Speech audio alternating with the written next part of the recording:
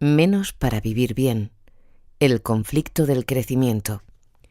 Paradójicamente, en nuestra sociedad, guiada por el crecimiento, la mayor parte de las cosas imprescindibles va a menos. Las reservas pesqueras en todo el mundo disminuyen de forma alarmante debido al exceso de pesca. El petróleo, base de nuestra organización productiva y económica, empieza a agotarse a causa de la extracción excesiva. El equilibrio térmico del clima se quiebra debido al exceso de transporte motorizado. Los ecosistemas se fraccionan y deterioran debido al exceso de cemento y hormigón. El agua, el aire y el suelo se envenenan debido al uso excesivo de productos químicos. Las desigualdades sociales se profundizan porque existe una apropiación y consumo excesivo de recursos por parte de una minoría. La articulación social que permite los cuidados en la infancia, en la vejez o a personas enfermas se está destruyendo, entre otras cosas, porque hombres y mujeres deben dedicar un tiempo excesivo a trabajar para el mercado. La diversidad social y cultural desaparece ante los excesos de un modelo homogeneizador que dispone de medios de difusión masivos y una enorme maquinaria tecnomilitar capaces de manipular o forzar cualquier tipo de desviación o resistencia. Podríamos llamar a nuestra sociedad del exceso. Afrontamos serios problemas causados por la extracción desmedida de recursos, por la ingente generación de residuos, por la incautación creciente de los tiempos para la vida por parte del mercado y por la acumulación obscena de riqueza por una parte de la humanidad. Si los problemas que ponen en riesgo la vida, tal y como la conocemos, vienen dados por la extralimitación y el exceso, es fácil imaginar por dónde tendrán que ir las soluciones. No hace falta ser una persona experta en ninguna disciplina científica para intuir que es urgente limitar estos excesos y ajustar los procesos socioeconómicos a las posibilidades materiales del planeta y de la biosfera. Esta obviedad tropieza con el hecho de que en la economía de mercado, el capital debe ser constantemente ampliado. Su lógica es contraria a la limitación o al equilibrio. La idea de que el bienestar se relaciona de forma directa con el aumento de la producción y el consumo está profundamente inoculada en el esquema de pensamiento occidental. La ecología se convierte, en este contexto, en una ciencia de la denuncia, ya que evidencia la inviabilidad del crecimiento continuo en un planeta limitado y muestra el impacto catastrófico de la ideología del más es mejor sobre el medio ambiente y sobre la vida de los seres humanos. Obligación de crecer. Desvelar el carácter ilusorio y mítico del crecimiento continuo ha sido desde hace décadas uno de los empeños de las sensibilidades ecologistas y empieza ya a ser asumido por otros grupos y sectores de pensamiento crítico. Desde la convicción de que no hay otra opción más razonable y ética que la de organizarse para sobrevivir y vivir bien con menos, muchos hombres y mujeres están tratando de poner al descubierto la falacia del crecimiento sin fin, llamando la atención sobre el desastre que las últimas décadas de despilfarro están provocando y articulando propuestas que permitan resituar armónicamente la vida humana como parte de la biosfera. La economía de mercado tiene por objetivo sacar la máxima rentabilidad económica a partir de los factores que permiten la producción, tierra, trabajo y capital, obteniendo a partir de ellos beneficios monetarios que incrementan el capital. La mayor parte de las empresas se endeudan para llevar a cabo sus estrategias de supervivencia o expansión. El incremento del capital es clave para poder devolver los préstamos con sus intereses y además obtener beneficios. Tanto a gran escala como a pequeña, nuestro sistema económico funciona a partir del crédito. Casi nadie paga al contado gastos importantes, sino que lo hace a partir de préstamos que en realidad muchas veces son préstamos sobre préstamos que llevan siempre aparejado el pago de intereses. Veamos un ejemplo. El banco A presta dinero a otro banco B para que éste se lo preste a una empresa C, que a su vez tiene la intención de comprar el 20% de otra empresa D. En cada uno de estos préstamos se añade un nuevo interés para que cada entidad que interviene tenga un beneficio.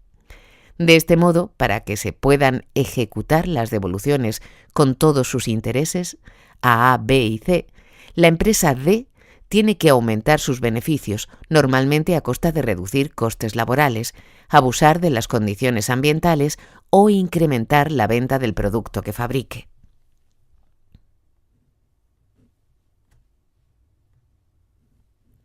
Para maximizar el beneficio y acrecentar el capital, se intenta producir cada vez más, a la vez que se trata de disminuir los costes de la producción, salarios, materias primas, impuestos, tasas, etc. En las últimas décadas, este proceso de crecimiento se ha acelerado, en ocasiones de forma exponencial. Los empresarios mantienen líneas de crédito con los bancos para afrontar problemas de liquidez, con el fin de poder pagar a sus empleados y cubrir sus gastos, confiando en que en el futuro van a obtener ingresos que cubran la cantidad prestada y el correspondiente interés. A partir de recibir el préstamo, se verán obligados a ganar más, por ejemplo, fabricando aquello que produzcan en mayor medida que antes, ya que además de los gastos habituales, tienen que afrontar ese interés, y a ser posible, quedarse también con un margen de beneficios. De igual modo, en la esfera doméstica, las personas recurren a hipotecas para pagar las casas que habitan y solicitan préstamos a los bancos para poder consumir bienes y servicios que se hallan fuera del alcance de sus ingresos. Se promueve que las compras, el transporte, el ocio y en general la satisfacción de las necesidades se apoyen en el crédito. Esta espiral de crédito, que permite consumir e invertir, eufemismo que se emplea para denominar el endeudamiento, sin disponer del capital requerido para ello, se convierte en un poderoso dictador del crecimiento económico. La relación de crédito obliga a devolver la deuda con interés y, por tanto, a ganar más. La devolución con interés introduce así la necesidad del crecimiento continuo del beneficio para poder cumplir con los compromisos que supone el préstamo. La maquinaria del crédito no solo no puede parar, sino que debe acelerar constantemente, ya que si no se da respuesta a las obligaciones contraídas, la devolución del préstamo y el interés, todo el sistema se colapsa y aparece la temida recesión. Desde esta perspectiva, la economía basada en el crecimiento es un gigante con los pies de barro que solo puede mantenerse en pie gracias a una huida hacia adelante perpetua que destruye todo lo que encuentra a su paso. La obligación de crecer fuerza a las sociedades ricas a producir y consumir fuera de toda necesidad razonable y deriva en producir más sin que importe la naturaleza de las producciones. Para evitar la crisis, los gobiernos instan a las poblaciones a comprar objetos o servicios independientemente de sus necesidades y de las posibilidades de una biosfera saturada. El crecimiento económico continuo, como veremos, es directamente proporcional al incremento de la presión sobre los recursos naturales y a la generación de contaminantes. Así, esta desmesura de la economía está provocando una serie de impactos graves y con frecuencia irreversibles. El cambio climático avanza sin que los aparentes esfuerzos institucionales desemboquen en una reducción real de las emisiones de CO2. La biodiversidad se reduce de forma significativa, desapareciendo con ello una información clave para la formación de los ecosistemas que han permitido la vida compleja. Muchos recursos se agotan sin encontrarse sustitutos. El acceso al agua no contaminada es cada vez más difícil. Una parte de la humanidad se enriquece a costa de devastar los territorios de los que depende la supervivencia de la otra. Sin embargo, se persiste en la pretensión de mantener un sistema que exige el crecimiento constante. Cuadro de la página 284. Solo tenemos una cantidad limitada de bosques, de agua y de tierra. Si los transformamos todos en aires acondicionados, en patatas fritas, en coches, llegará un momento en que las generaciones futuras no tendrán nada. Arundhati Roy, 2001. De faire de développement savoir le climat. L'écologite, número 6, invierno.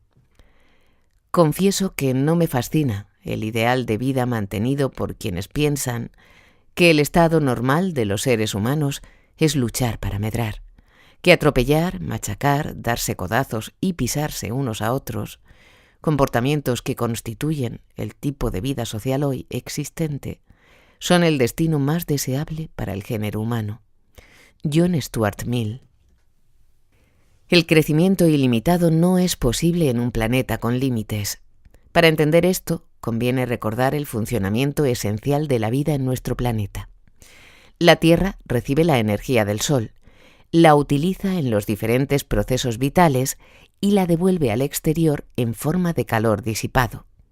Desde el punto de vista de la energía, la Tierra es un sistema abierto. Desde el punto de vista de los materiales, sin embargo, la Tierra es un sistema cerrado.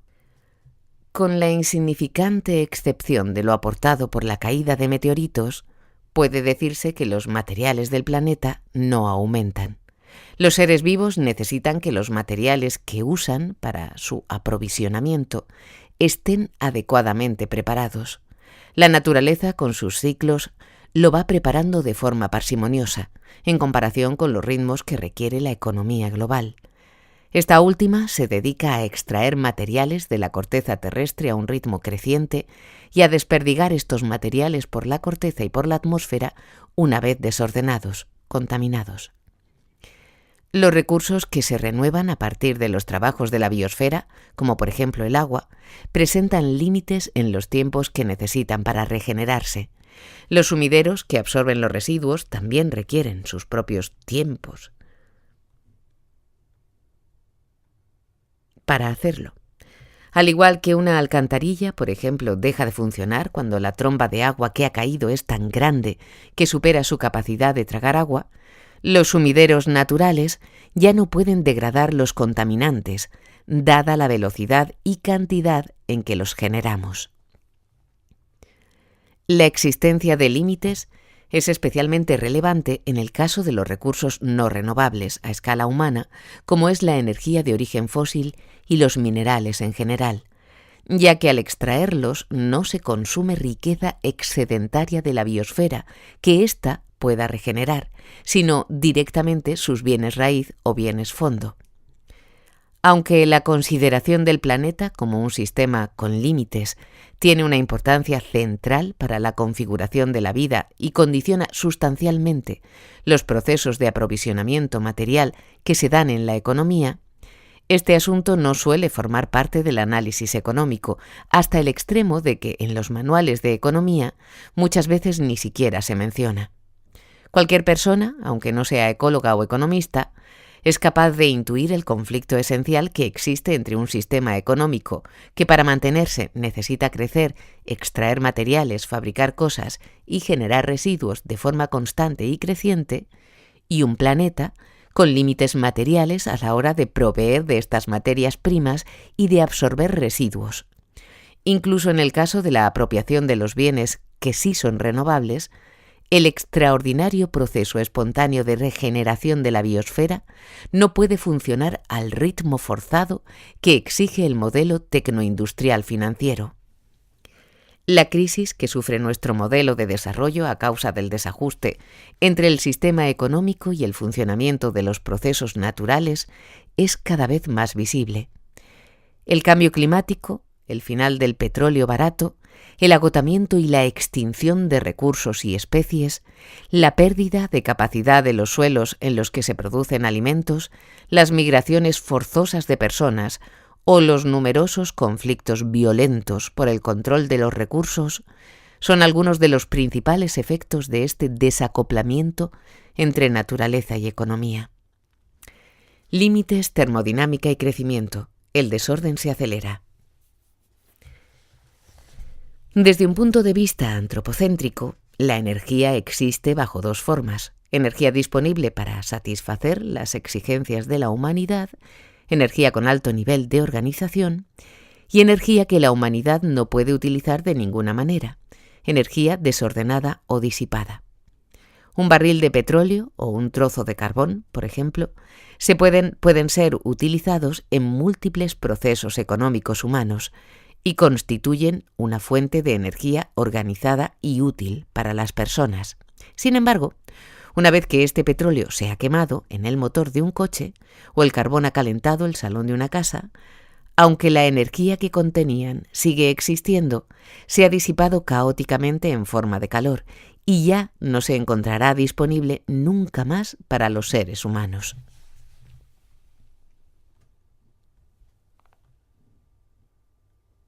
Como ya se ha dicho, la segunda ley de la termodinámica, o ley de la entropía, explica físicamente esta transformación cualitativa de la energía y formula que dicha energía se degrada constante e irrevocablemente hacia un nuevo estado desordenado y, en consecuencia, no susceptible de uso en los procesos económicos. Georgescu Roegen amplía el campo de análisis y explica que la materia también se encuentra sujeta a procesos de degradación irrevocable, ya que si bien puede ser parcialmente reciclada, nunca lo puede ser totalmente. A esto hay que añadir que para el reciclaje parcial son necesarias grandes cantidades de energía, posteriormente irrecuperable. Como vimos con anterioridad, todos los organismos vivos aceleran el proceso de degradación entrópica al tomar energía y materiales altamente organizados de su entorno para satisfacer sus procesos metabólicos. Pero el modelo económico occidental, basado en el uso creciente y desmedido de energía y materiales, ha imprimido una excesiva velocidad a este proceso, especialmente en las últimas décadas, situando a la humanidad en una carrera desenfrenada y ciega hacia el agotamiento de los recursos del planeta, la saturación de los sumideros por los residuos y la alteración de los procesos cíclicos que mantienen la renovación de la vida.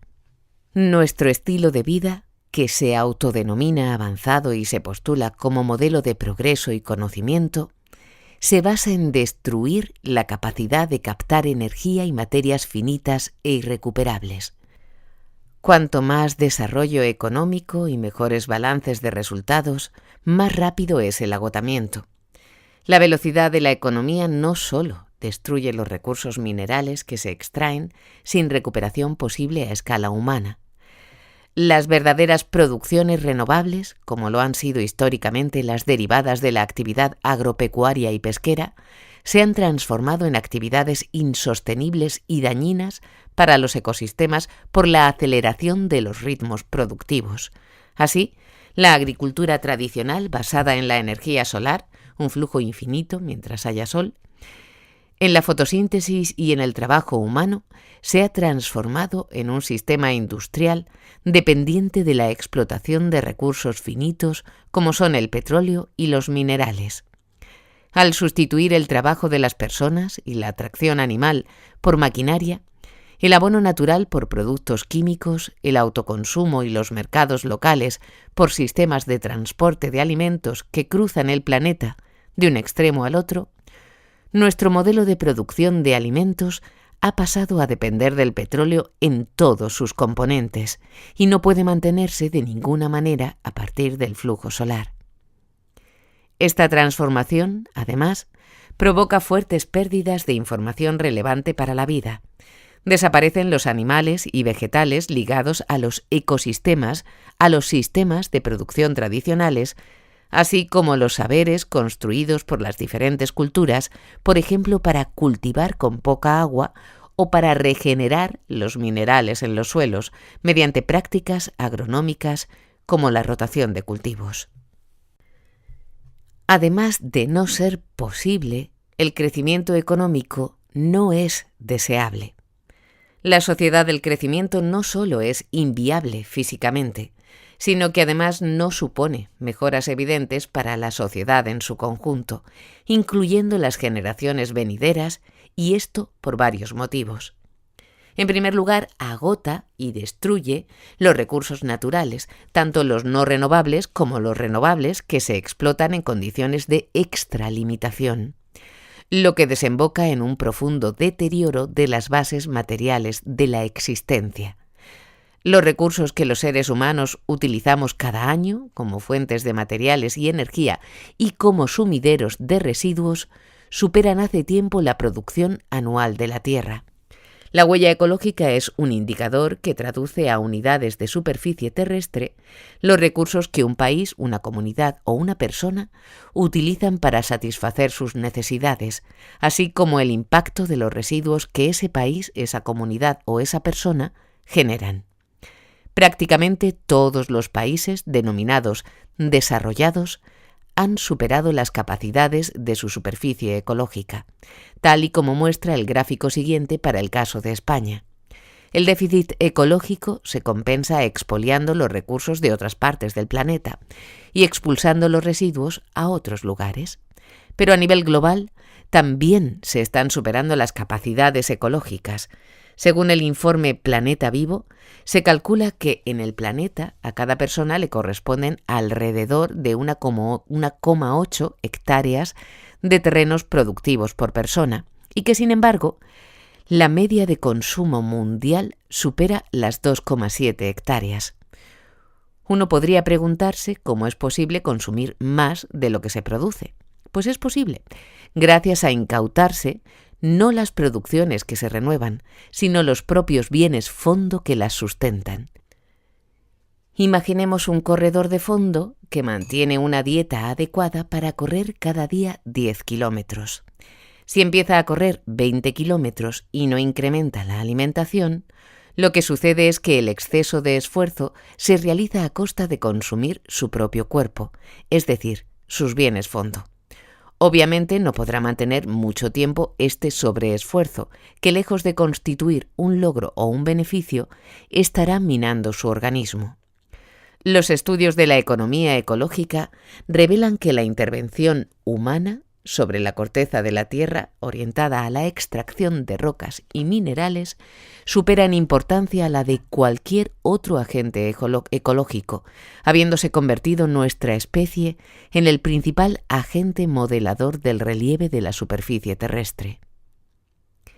El crecimiento masivo e ilimitado, que se apoya en el manejo a gran escala de los stocks de materiales contenidos en la corteza terrestre, sin devolverlos a su condición inicial de recursos, conduce sin remedio a profundizar el deterioro del patrimonio natural que ha legado la evolución tanto por la extracción de recursos no renovables como por la generación de residuos no asimilables. En segundo lugar, el crecimiento deteriora irreversiblemente la biosfera. La biosfera es el resultado de 4.000 millones de años de evolución, durante los cuales sobrevivieron los seres vivos capaces de adaptarse a los nichos ecológicos que ocupan.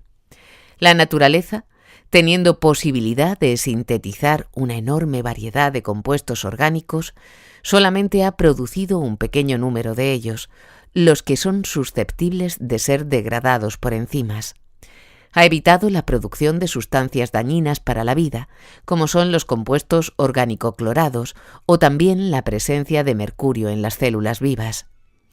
Lejos de respetar estas decisiones que la naturaleza adoptó para proteger la vida después de miles de millones de años de ensayos, la economía del crecimiento ha lanzado al medio cientos de miles de productos químicos. Apenas se cuenta con datos sobre la toxicidad del 75% de las aproximadamente 100.000 sustancias químicas que se comercializan en la Unión Europea.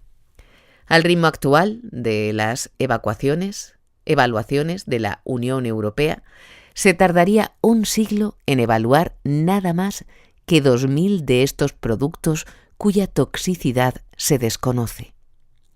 Algunas consecuencias de esta ducha química sobre la biosfera y de la acumulación de residuos tóxicos son la lluvia ácida, la muerte de los bosques, la degradación del suelo, la contaminación del agua, la destrucción de la capa de ozono o el cambio climático, así como un número creciente de nuevas enfermedades sin tratamiento provocadas por productos químicos. En tercer lugar, la economía basada en el crecimiento ilimitado es incapaz de satisfacer las necesidades vitales de la mayoría de la población, a la vez que genera una enorme desigualdad. Esta polarización económica se manifiesta en todos los indicadores al uso. La relación entre la riqueza de la quinta parte más pobre y la quinta parte más rica era de 1:30 en 1970, pero aumentó de 1:74 en 2004. En 1960, el 70% de los ingresos globales beneficiaban al 20% de los habitantes más ricos. 30 años más tarde, esta cifra ha aumentado al 83%, mientras que la del 20% más pobre ha retrocedido del 2,3% al 1,4%. La cantidad de cereales destinados al ganado y a la ganadería de los países del norte es superior en un 25% a los consumidos por las personas en los países del sur. Las vacas que sobrealimentan a los habitantes ricos del planeta reciben 2 euros diarios de subvenciones, lo cual supone más de lo que reciben 2.700 millones de seres humanos. La sexta parte de la población mundial, principalmente ubicada en los países enriquecidos, consume el 80% de los recursos disponibles, mientras que los otros 5/6 utilizan el 20% de los recursos restantes. Después de 2 siglos de propaganda del crecimiento económico, las promesas del bienestar asociado al mismo no se han cumplido. El crecimiento de la huella ecológica derivado de los patrones de consumo occidentales pone en evidencia que la mundialización del modelo occidental, energívoro y consumista, no es viable. Este ha sido posible en determinados países a costa de depredar los recursos de los territorios del sur. En ausencia de Masures, su mantenimiento y expansión requeriría de la existencia de varios planetas que depredar para poder sostenerse. La sociedad del crecimiento crea un bienestar ilusorio. En nuestro sistema cultural, el progreso se suele medir por la cantidad de actividad económica mercantil que un país tiene, ignorando los costes reales de la producción. Concebido de esta forma, el crecimiento económico se equipara al bienestar y a la calidad de vida, y se mide a través del indicador de riqueza por excelencia, el Producto Interior Bruto, PIB. Es la fórmula más reconocida para evaluar el comportamiento económico y se obtiene sumando simplemente agregados monetarios. Esta forma de contabilizar la riqueza hace que se sume en el lado positivo y cuente como riqueza cualquier producción y gasto, incluso los que son perjudiciales y los que se producen para paliar el deterioro, mientras que se ocultan muchas producciones valiosas pero no monetizadas.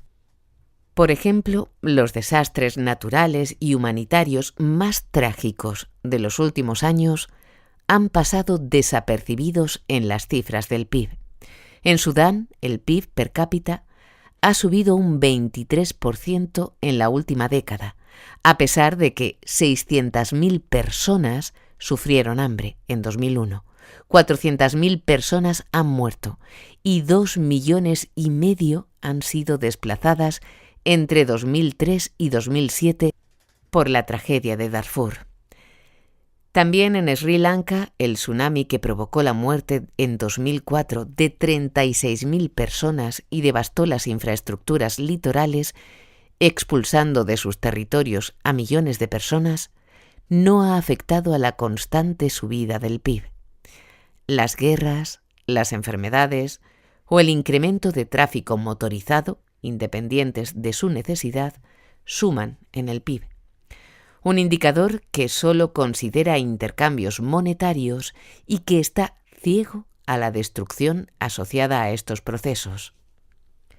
Sin embargo, la paz, el aire limpio, los trabajos relacionados con los cuidados y la reproducción social, el trabajo de la fotosíntesis que realizan las plantas o los servicios de regulación del clima que realiza la naturaleza, siendo imprescindibles para el mantenimiento de la vida, no cuentan, y en los indicadores de riqueza no solo no resta su destrucción, sino que hace crecer el PIB.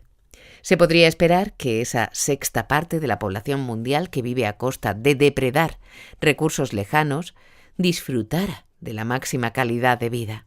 Sin embargo, después de algunas décadas de fuerte derroche de energía y materiales, se observan numerosos efectos colaterales: cementación del territorio, ciudades contaminadas, fuerte retroceso de los ecosistemas complejos, retirada de personas mayores e infancia del espacio público y reclusión frente a las pantallas, agua contaminada, empobrecimiento de los suelos, residuos tóxicos y radiactivos dispersos por el territorio, creciente número de horas en atascos entre automóviles semivacíos, dificultad de acceso a la vivienda en ciudades con un mayor número de casas sin habitar, deshielo de los casquetes polares y la idea de que para resolver los problemas ecológicos es necesario consumir más, remover más materiales y utilizar más energía.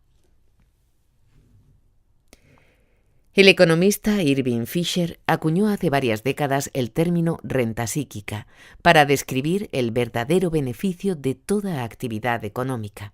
Según Fisher, los bienes y los servicios no presentan valor en sí mismos, sino en función del bienestar psíquico y felicidad que producen, de modo que unos niveles más altos de consumo pueden no producir una mejora en la calidad de vida si van acompañados de un mayor deterioro ambiental o de un impacto negativo sobre la salud personal o de los demás. Este es el caso de nuestra sociedad desarrollista. La renta monetaria no correlaciona con la renta psíquica.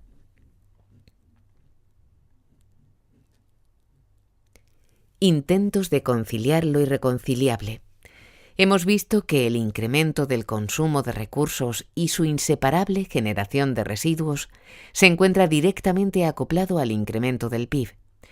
A pesar de esta evidencia, los defensores incondicionales del crecimiento han intentado hacer propuestas en las que se pretende sortear el agotamiento y el deterioro del soporte físico de la vida. Para poder seguir acumulando capital, proponen un crecimiento que no se apoye en nada físico y que no deteriore o contamine. Estas soluciones propuestas se basan en dos supuestos ya desarrollados en el capítulo El cambio de paradigma ecológico, la idea de que aquello que proporciona la tierra puede ser sustituido por trabajo y capital, y la convicción de que la ecoeficiencia puede dar lugar a procesos productivos cada vez menos dependientes de materiales y energía. Según estos supuestos, se podría avanzar hacia la desmaterialización de nuestras economías mediante la innovación tecnológica y el incremento del capital. A través de estas soluciones, los sectores hegemónicos de la política, la ciencia y la economía pretenden continuar sin afrontar la raíz de la crisis, el conflicto básico entre un planeta Tierra con recursos limitados y finitos y un sistema socioeconómico impulsado por la acumulación del capital en continua expansión. Promesas incumplidas de la desmaterialización. A finales de los años 80, en pleno debate sobre las bases materiales de la economía mundial, irrumpe la idea de que es posible lograr una progresiva independencia del crecimiento económico respecto al consumo de energía y recursos naturales. Esto se conseguiría gracias a nuevas tecnologías que aumentarían la eficiencia en el uso de los recursos, reducirían la generación de residuos y permitirían la sustitución de las materias primas por otras más eficaces. Este proceso, que desliga crecimiento y límites, fue denominado desmaterialización de la economía. Este mito se construye sobre una idea de la economía neoclásica ya comentada. Los recursos naturales y el capital, además del trabajo, son perfectamente sustituibles. Según esto, una cantidad creciente de equipamientos, conocimientos y competencias podría conseguir mantener en el tiempo las capacidades de producción con cantidades significativamente menores de bienes naturales. Lamentablemente, tal y como plantea Carpintero, la realidad no ha acompañado estos augurios optimistas y los costes ambientales de los nuevos procesos de fabricación, así como el aumento del consumo global, muestran que la necesidad de considerar los límites es cada vez más perentoria. La tecnología del automóvil, por ejemplo, ha conseguido motores mucho más eficientes en el gasto de combustible, pero ha multiplicado el mismo al venderse muchos más coches y ser estos de mayor peso. Los esfuerzos tecnológicos para mejorar la eficiencia en el uso de recursos naturales y en la reducción de la contaminación son muy valiosos.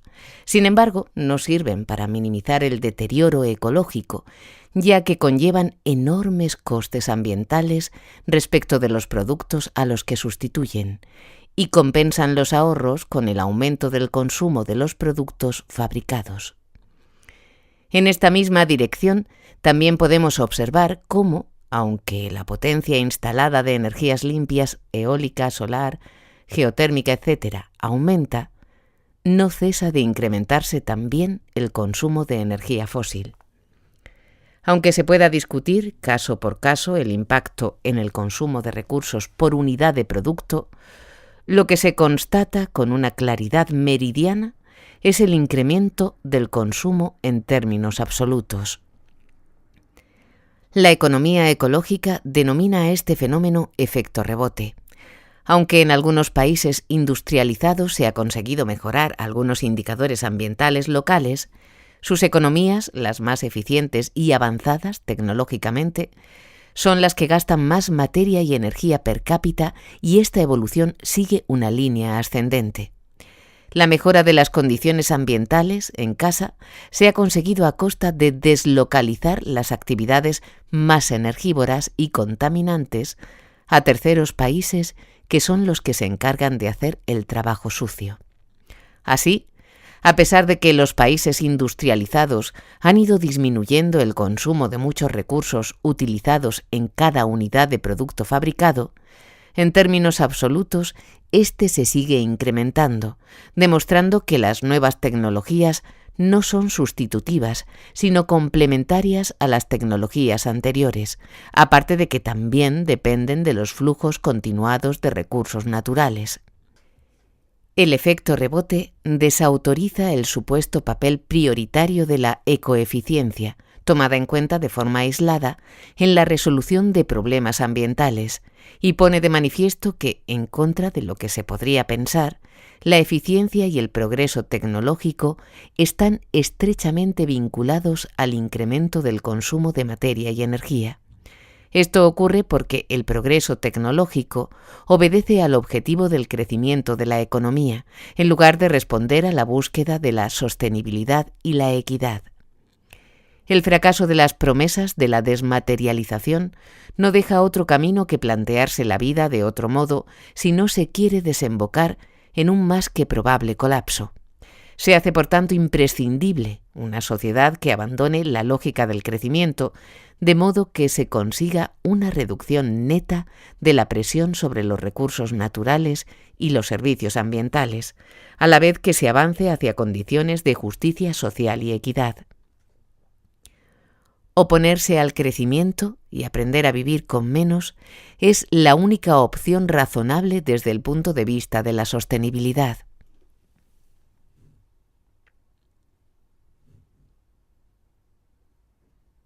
Cuadro de la página 295.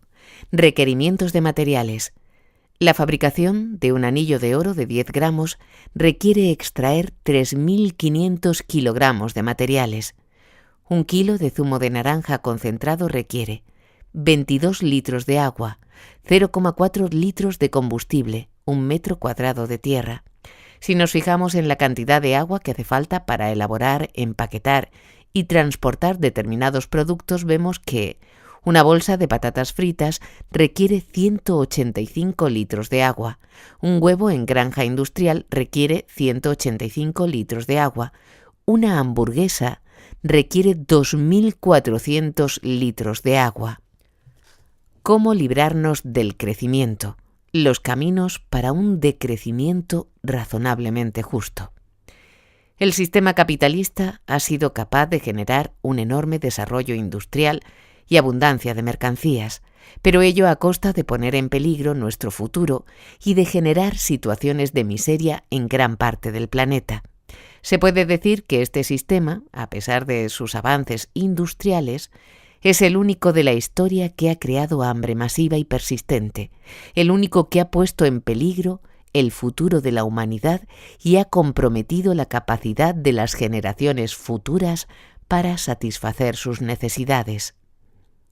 A lo largo de estos capítulos hemos podido ver que la lógica que se esconde detrás del mito del crecimiento es incapaz de satisfacer las necesidades vitales de la mayoría de la población, deteriora de forma irreversible la naturaleza, agota y destruye los recursos naturales, genera violencia e inseguridad, dificulta las relaciones comunitarias, destruye los saberes tradicionales más sostenibles, provoca la quiebra del sistema de cuidados que posibilita la reproducción social y construye un concepto de riqueza y de bienestar ajeno a todo lo que no sea acumular dinero.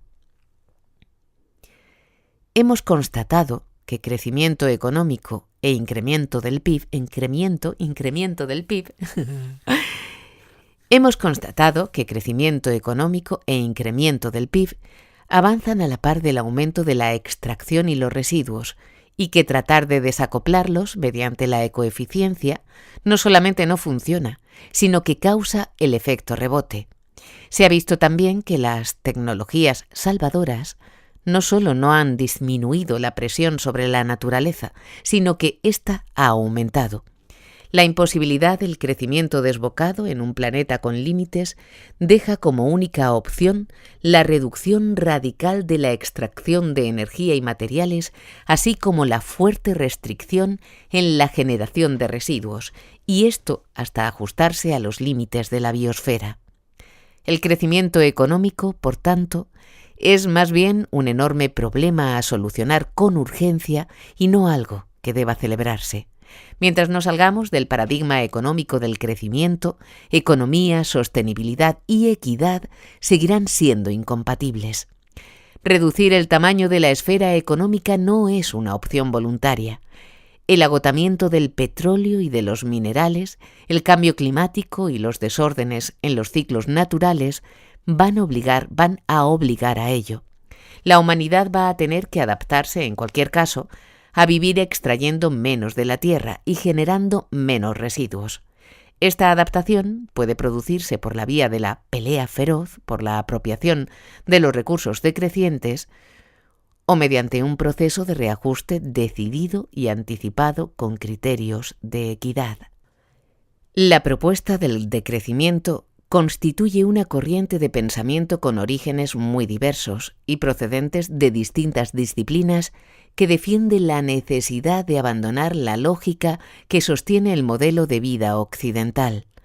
Pretende denunciar la inviabilidad de la sociedad del crecimiento y apunta a una disminución radical y equitativa de la extracción de materiales y generación de residuos, con todos los efectos sociales, económicos, ecológicos y culturales que ello conlleva.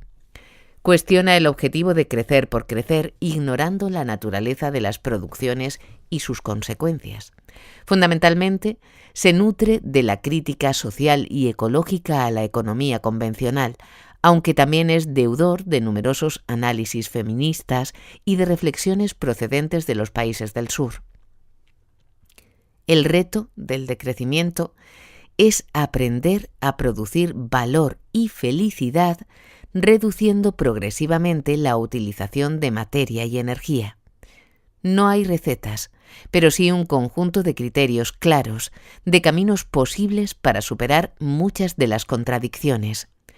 Más que construir una sociedad alternativa concreta, el decrecimiento implica desaprender, cambiar la mirada sobre la realidad y desprenderse de un modo de vida equivocado, incompatible con la salud del planeta y, en consecuencia, con la salud humana.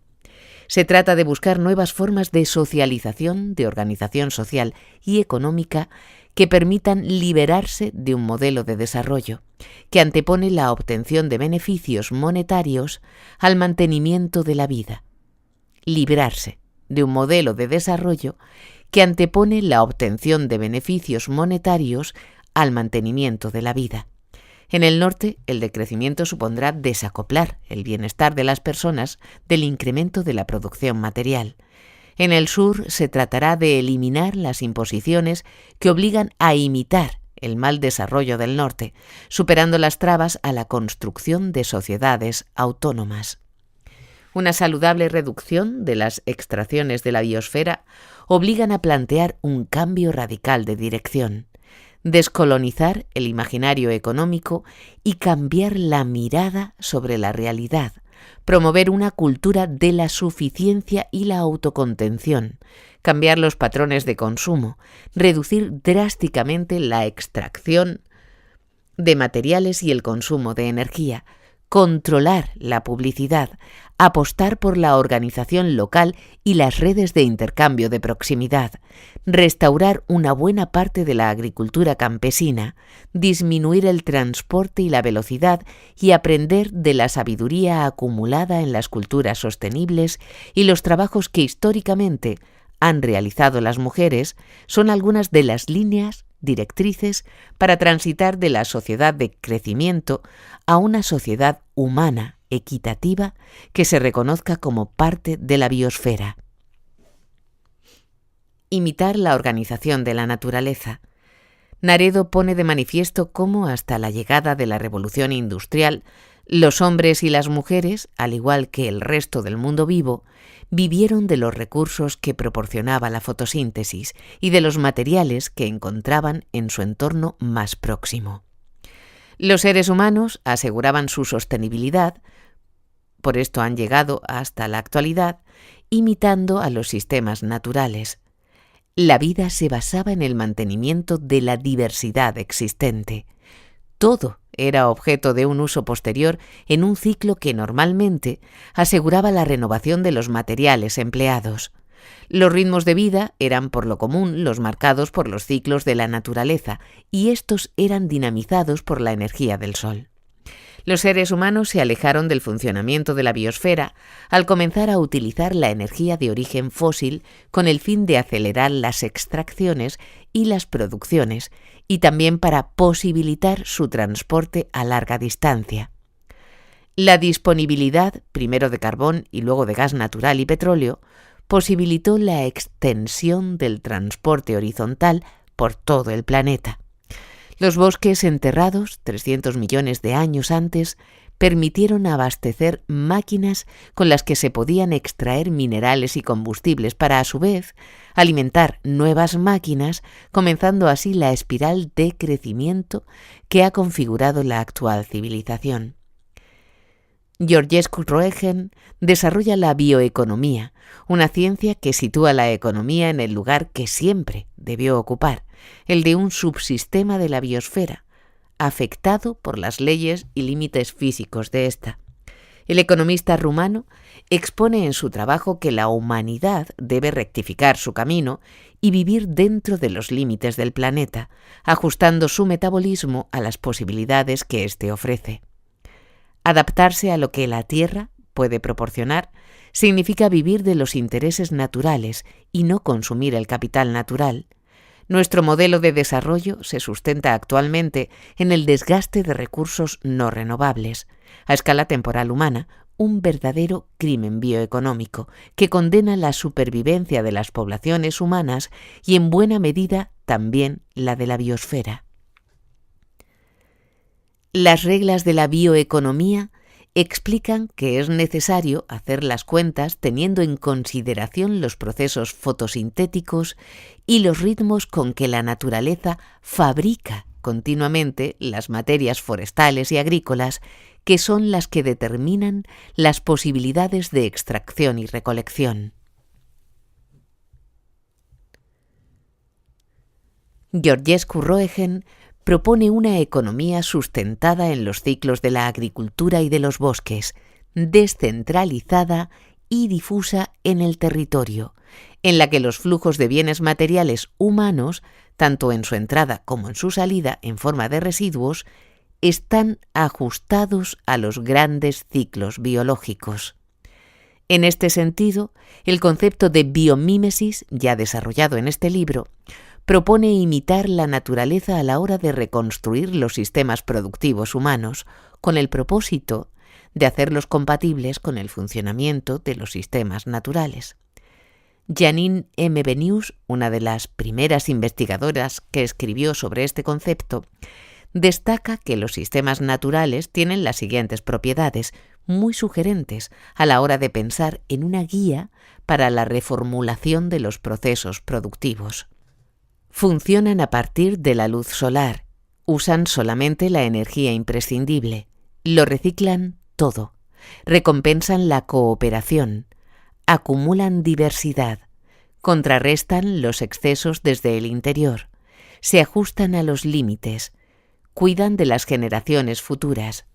J. Rietzschmann coincide en sugerir que la naturaleza nos proporciona un modelo de economía sostenible y de alta productividad. La economía de la naturaleza es cíclica, totalmente renovable y autorreproductiva, sin residuos, y cuya fuente de energía es inagotable en términos humanos, la energía solar en sus diversas manifestaciones, que incluye, por ejemplo, el viento y las olas.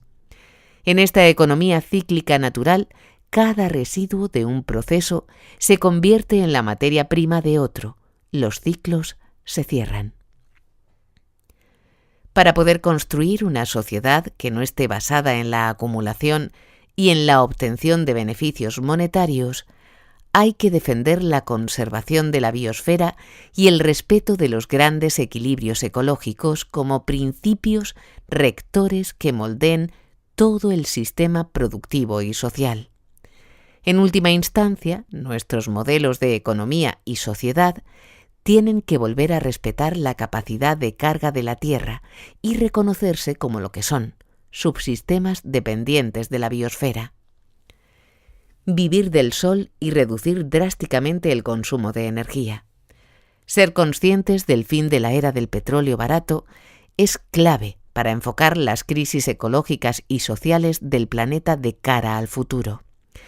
La eliminación de la dependencia de la energía fósil solo puede alcanzarse mediante una reducción contundente del consumo energético. Resulta imposible cubrir el actual nivel de demanda con energías renovables y limpias, sobre todo en un marco de consumo creciente. La polémica que apuesta por el despliegue de cultivos energéticos mal llamados biocombustibles muestra de forma descarnada la lógica del crecimiento, que con tal de perpetuarse elige alimentar coches, aunque sea a costa de poner en riesgo la alimentación de las personas. En una economía sana, la energía fósil deberá tender a desaparecer. Para alcanzar la sostenibilidad ecológica, tendremos que apoyarnos en las energías disponibles como ingreso, es decir, la solar, la eólica y en una pequeña parte la hidráulica y la biomasa, madera. Estos dos últimos recursos, debiendo ser compartidos con otros usos distintos a la producción de energía, como es la alimentación, necesariamente tienen que ser utilizados a escala muy limitada. La mera energía del sol no puede mantener el modelo de producción agrícola e industrial que conocemos hoy, y menos en un marco de crecimiento.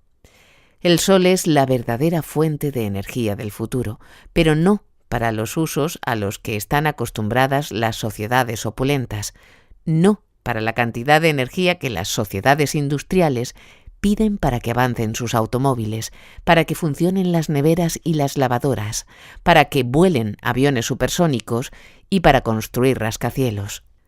Menor producción y local. El ajuste de los sistemas productivos a la biosfera se ha de apoyar en pautas de autolimitación, suficiencia y modelos basados en la cercanía. En la naturaleza prácticamente nada crece ilimitadamente. Un niño o una niña, en sus primeros meses de vida, incrementa su peso rápidamente. En la infancia y adolescencia continúa creciendo, aunque no al mismo ritmo, y una vez pasadas estas etapas, el crecimiento tiende a detenerse. Si doblamos nuestro peso en la edad adulta, casi nadie lo celebrará o nos dará la enhorabuena y muy probablemente nuestro médico tratará de que tomemos medidas para adelgazar. Los ecosistemas también practican la autolimitación. En la historia de un ecosistema podemos observar cómo en las etapas más jóvenes la productividad es muy alta. Sin embargo, según el ecosistema se aproxima a la madurez, prefiere frenar la productividad y dedicar sus esfuerzos al mantenimiento de la diversidad y las relaciones entre todos sus componentes. En un mundo limitado y lleno, la autocontención es inevitable para poder avanzar hacia la sostenibilidad. Vivir bien con mucho menos es uno de los grandes retos para la supervivencia. Hemos repasado algunos de los problemas que genera vivir instalados en el despilfarro y la desmesura. Librarse de gran parte de los objetos que arrastramos, así como de las horas de trabajo que invertimos para acumularlos, posibilita otra forma de vivir, en la que la creación o las relaciones con el resto de personas ocupen el lugar central que siempre debieron ocupar. Ante la pregunta de qué puede hacer la humanidad frente a la crisis actual, Georgescu Roegen destaca la necesidad de reducir el consumo para reducir el agotamiento de nuestros recursos vitales al mínimo compatible con una supervivencia razonable de la especie. No cabe duda de que debemos adoptar un programa de austeridad, además de renunciar a todo tipo de instrumentos para matarnos los unos a los otros. También deberíamos dejar de calentar, enfriar, iluminar, correr en exceso y así sucesivamente. La naturaleza también apuesta por la cercanía. En los ecosistemas terrestres, el desplazamiento horizontal de seres vivos o sus materiales asociados es algo relativamente minoritario, pues es energéticamente muy costoso. Los vegetales aprovechan una parte pequeña del sol que reciben para fabricar biomasa vegetal, que los animales solo pueden utilizar con un rendimiento relativamente bajo. Esto explica por qué la mayor parte de la vida está fija sobre el territorio y la biomasa vegetal es muy superior a la animal. Los animales y muchas personas organizadas en economías sostenibles economizan los movimientos inútiles o gratuitos. Las sociedades industriales, gracias a la energía fósil, se han organizado a espaldas de estos principios básicos y en lugar de perfeccionar los intercambios, las relaciones y los ciclos productivos cercanos y reducir al mínimo los movimientos de materiales, se han apoyado en el desplazamiento horizontal de personas y mercancías cada vez más rápido y a lugares más lejanos. Esto ha posibilitado que, por ejemplo, un yogur de fresa recorra 8.900 kilómetros antes de llegar a nuestra mesa, que los espárragos que se cultivan en Navarra se coman en Noruega, que los que se comen en Navarra vengan de Chile, que nos marchemos de vacaciones una semana a una isla del Caribe o que vivamos a 50 kilómetros del lugar en el que trabajamos. Los ecosistemas naturales están mal adaptados para soportar movimientos horizontales masivos y sus estructuras primordiales, suelo, comunidades vegetales e interconexiones ecológicas, son muy frágiles ante el incremento de los transportes horizontales, de la extracción de materiales y energía y de la emisión de contaminantes que este transporte genera. La sociedad del decrecimiento apuesta por un modelo local en el que los transportes sean mínimos, mayoritariamente basado en el esfuerzo de los músculos, a pie o en bicicleta, y en el que los recursos que se utilicen procedan de territorios cercanos. Esto conduce a pensar en la necesaria reconfiguración de los modelos urbanos y en el abandono de las megalópolis enormemente consumidoras y generadoras de residuos, así como de exclusión social y miseria. Una economía basada en la proximidad hace que las comunidades humanas sean menos vulnerables y que tengan un mayor control de sus condiciones de vida. La sociedad objetora del crecimiento deberá construirse recuperando en buena medida el mundo rural, con las salvedades culturales que ya se han citado, referidas al carácter patriarcal y jerárquico de muchas de ellas.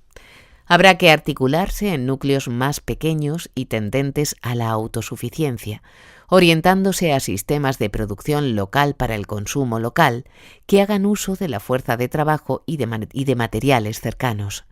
Las economías locales que operan de este modo necesitan menos del transporte y de suministros de recursos a larga distancia y, por tanto, son menos dependientes de decisiones lejanas, además de reducir su impacto negativo sobre el planeta.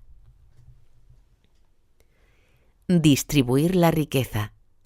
Si sobrepasamos la capacidad de carga de la biosfera, el proceso productivo está destinado a acabar con la vida y con el planeta. No tiene sentido hablar de producción si ésta no es sostenible ecológica y socialmente. Para la economía neoclásica, la distribución está supeditada a la producción. En la sociedad del decrecimiento, la distribución, tanto económica como ecológica, prima sobre la producción. Actualmente, la distribución de la producción genera desigualdad creciente y la injusticia social convierte en insostenible cualquier sociedad.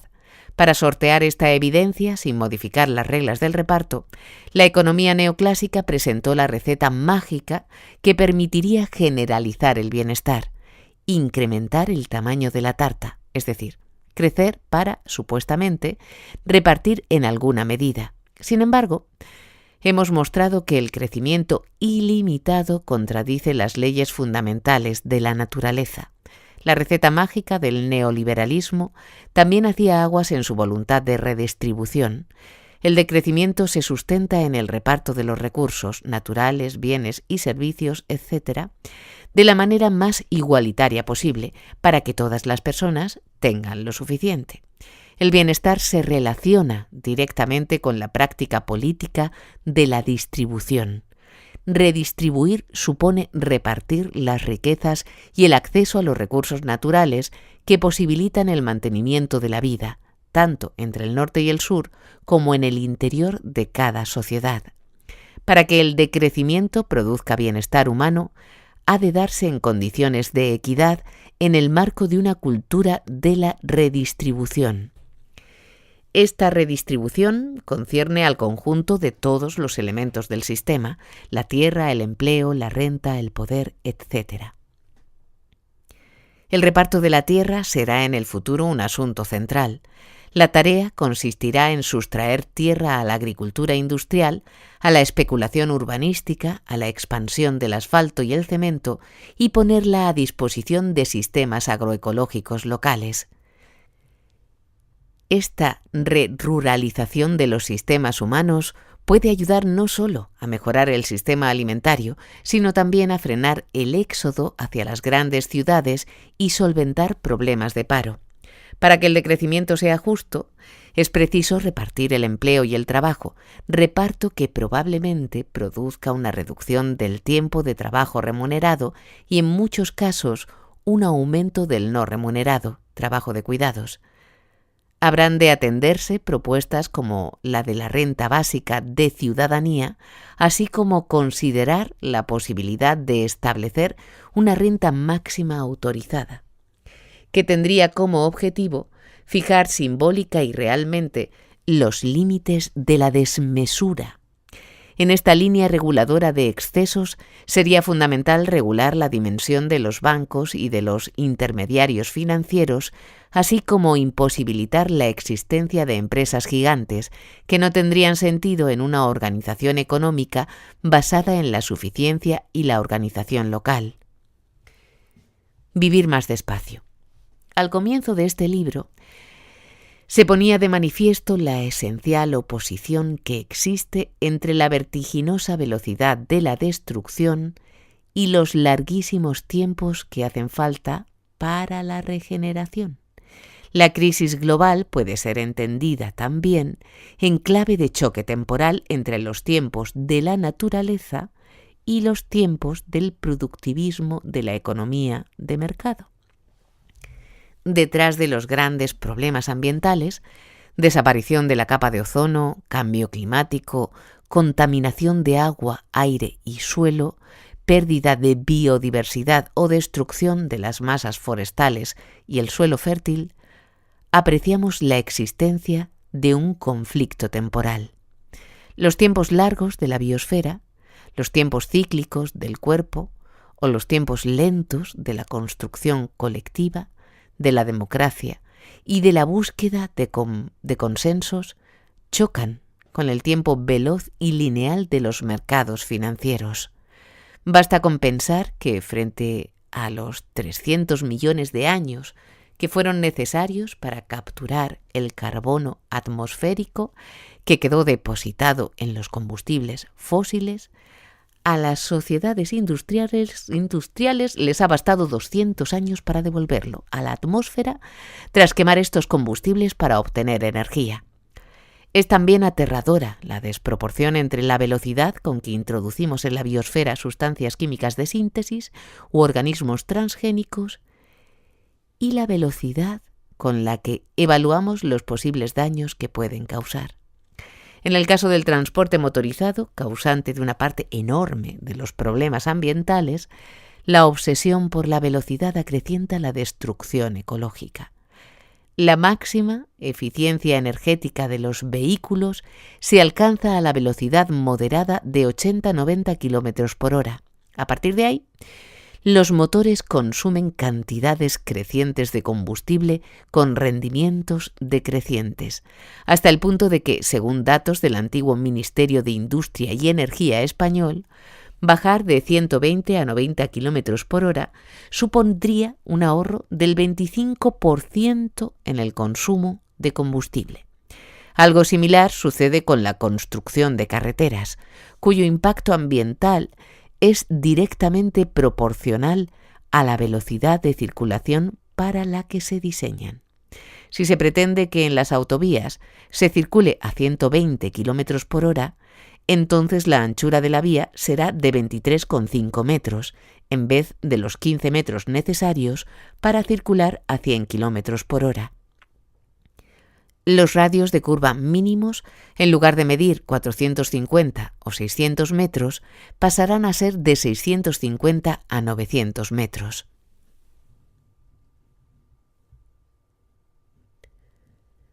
La falta de tiempo, por el culto a la velocidad, la aceleración de los ritmos, la compartimentación de la vida cotidiana, la dilatación de los trayectos que se recorren cada día en las aglomeraciones urbanas, la centralidad del trabajo asalariado y de un ocio mercantilizado, etc., se ha convertido en los países del norte rico del planeta en algo así como una enfermedad cultural que tiende a contagiarse al mundo entero. Una sociedad sostenible se habrá de apoyar en una cultura ecológica de la lentitud. Conservar, restaurar y cuidar requiere dedicación de tiempo.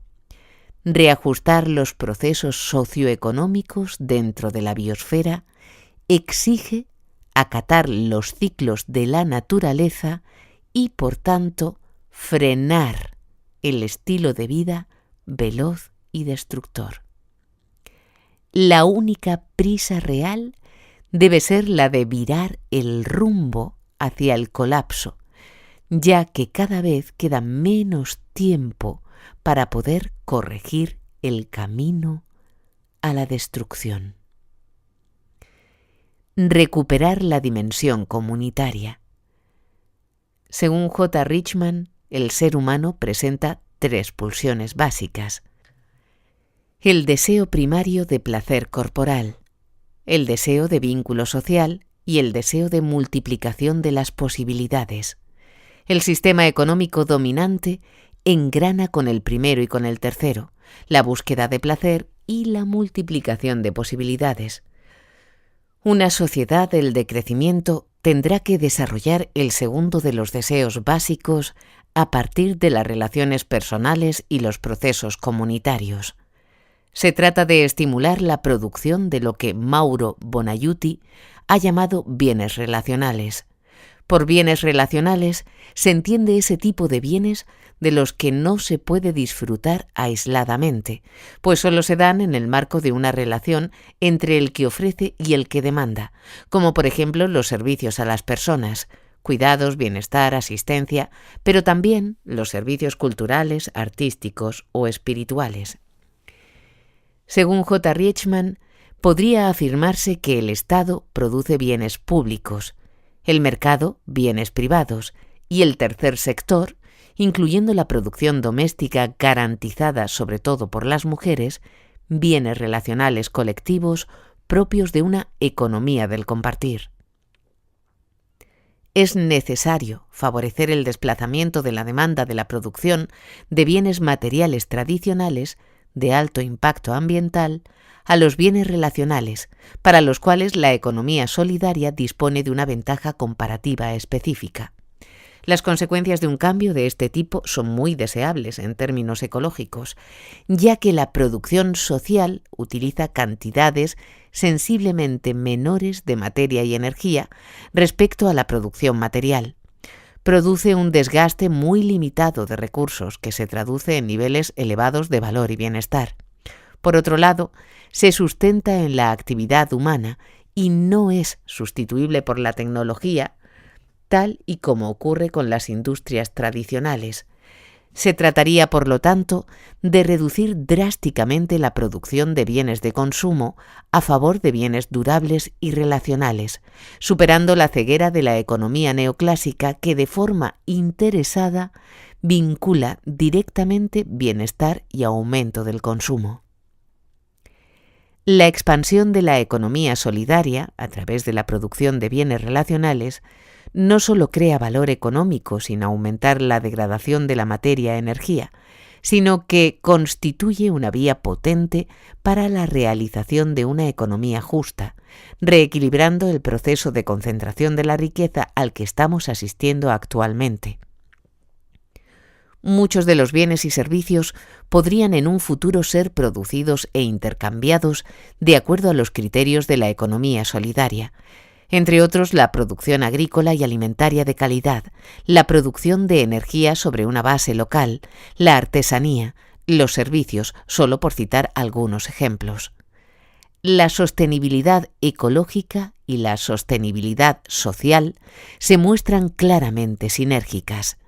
Es necesario, en resumidas cuentas, favorecer el desplazamiento de la demanda de bienes tradicionales con un elevado impacto ecológico hacia unos bienes para los que la economía civil tiene una ventaja comparativa específica, es decir, los bienes relacionales. En las sociedades avanzadas hay una demanda específica de calidad de vida, pero esta demanda no se puede satisfacer a través de la producción de una cantidad mayor de bienes tradicionales. Es más bien una demanda de atención, de cuidados, de conocimientos, de participación. La producción de este tipo de bienes implica una degradación de cantidades muy modestas de materia y energía. Los bienes relacionales pueden en todo caso representar una parte importante de la futura producción de valor. En los países empobrecidos, esto significa, ante todo, que es preciso evitar la destrucción de los vínculos sociales, las redes familiares, en nombre de un desarrollo que nunca podrá, por razones ecológicas y económicas, asumir las características del desarrollo occidental. La sociedad del decrecimiento necesita los saberes de las mujeres. La sustitución de bienes tradicionales por bienes relacionales nos acerca a planteamientos ya desarrollados por el feminismo. Para el decrecimiento, el feminismo constituye tanto un antecedente teórico de algunas de sus reflexiones como un aliado muy valioso en la defensa de sus planteamientos. El pensamiento feminista muestra cómo la economía dominante convierte en invisible gran parte del trabajo de las mujeres, al no ser traducido al mundo reduccionista de los valores monetarios. Muchas de las tareas que históricamente han venido desarrollando las mujeres no tienen valor monetario ni pueden tenerlo. Los trabajos imprescindibles para la vida: parir, alimentar, cuidar, sanar, mejorar semillas y plantas, buscar leña, conseguir agua, apoyar emocionalmente, atender personas ancianas, asistir a personas con discapacidad o diversidad funcional, gestionar el presupuesto y los recursos de la casa en el corto y largo plazo, etc., no figuran en ningún balance empresarial. En un sistema económico hipertrofiado, la cultura vuelve invisibles estos trabajos. Del mismo modo que el decrecimiento evidencia cómo la economía no toma en consideración y convierte en invisible el aporte del medio ambiente, tanto respecto a su explotación como a su capacidad de absorber los residuos, el feminismo muestra cómo la economía oculta el trabajo de reproducción social realizado por las mujeres. Como ya se ha comentado, la vida y la actividad económica como parte de ella no es posible sin los bienes y servicios que presta el planeta y sin los trabajos de las mujeres en las que se delega la responsabilidad de traer cada día al mercado a los agentes económicos alimentados, lavados y planchados. Sin embargo, la organización social se ha estructurado en torno a los mercados como epicentro, mientras que la cotidiana y crucial tarea de mantener la vida se ha invisibilizado y arrinconado a la esfera de lo gratuito, del espacio de las mujeres y de la naturaleza. Siguiendo a Pérez Orozco, desde el punto de vista de la sostenibilidad, la economía debe ser el proceso de satisfacción de las necesidades de mantenimiento de la vida. Sin embargo, si prima la lógica de la acumulación, las personas no son la prioridad de la economía y el cuidado de la vida pasa a ser una responsabilidad que se delega en los hogares y, dado el orden de las cosas, mayoritariamente en las mujeres. Ellas son el colchón del sistema económico. Frente a todos los cambios en el sector público o privado, ellas reajustan los trabajos no remunerados para seguir garantizando la satisfacción de las necesidades y el mantenimiento de la vida. En el modelo económico dominante, solo parece importante la producción de bienes materiales y de servicios mercantiles. Las propuestas del decrecimiento, junto con la economía feminista, vuelven a situar la reproducción social y natural en primer plano, abogando por una economía que respete las capacidades de regeneración de la biosfera y se sustente en la producción de bienes relacionales. Esta perspectiva obliga a un urgente debate social en torno a las necesidades humanas y la forma de satisfacerlas. Para construir las alternativas al crecimiento, el feminismo y las mujeres tendrán que jugar un papel determinante. El patriarcado ha asignado a las mujeres el rol de cuidadoras de la familia. En la práctica de estas tareas han desarrollado estrategias, construido conocimientos, elaborado herramientas útiles para la mejora de la vida humana. Esta experiencia acumulada es imprescindible para recorrer los caminos del decrecimiento. El rol social de las mujeres las hace más proclives a la solidaridad, a defender y valorar lo colectivo o a tener en cuenta el medio ambiente, cuando es base del sustento de la familia. En unas sociedades de decrecimiento, volcadas en garantizar la reproducción y la sostenibilidad natural y social, serán necesarias las capacidades de las mujeres y los conocimientos acumulados por el movimiento feminista. Habrá que universalizar prácticas y valores hoy en día considerados femeninos, con la consiguiente reorganización esencial de los trabajos gratuitos de la esfera doméstica. Esta reorganización desembocará necesariamente en un cambio cultural y material profundo. La puesta en valor de lo tradicionalmente asociado a lo femenino permite trascender los cimientos patriarcales del mal desarrollo y transformarlos. Permite redefinir la productividad como categoría vinculada a la producción y no a la destrucción de la vida. Los trabajos de reproducción social están orientados a la satisfacción de necesidades sin que medie ningún otro objetivo, mientras que en el mercado de trabajo lo central es la producción de beneficios monetarios. El trabajo monetarizado busca la obtención de los recursos. Sin embargo, la vida es un proceso continuo de autogeneración, en el que la necesidad de nutrición, higiene, caricias y atención no termina nunca. Por ello, en los trabajos de la naturaleza y de las mujeres, los procesos son tan importantes como los resultados, y este hecho constituye una de las características diferenciadoras respecto al empleo. El trabajo de las mujeres, el trabajo que las mujeres han realizado históricamente, les ha obligado a anteponer los intereses familiares colectivos a sus intereses personales, al contrario del Homo economicus, que compite con el resto de individuos para obtener lo que sea. El sujeto protagonista del trabajo femenino no es individual, sino colectivo. No son mujeres individuales, sino mujeres integradas en redes de cuidados. Las mujeres han adquirido una gran capacidad de trabajo en red con otras mujeres de la familia, del vecindario o amigas, que se han apoyado mutuamente para cuidar, atender la casa, prestarse dinero, objetos o alimentos, etc. Esa capacidad de generar trabajo en red y satisfacer necesidades colectivas es central para construir una sociedad basada en la vida. Las mujeres, además, tienen una gran capacidad para simultanear y cambiar de actividades frente al criterio más masculino de la especialización.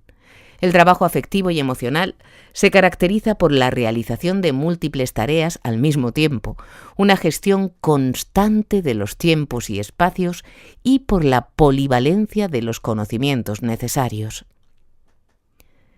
Son tareas cíclicas, interdependientes, que no buscan la máxima productividad, pues están interesadas en los procesos, dotadas de valor emocional y de sentido humano.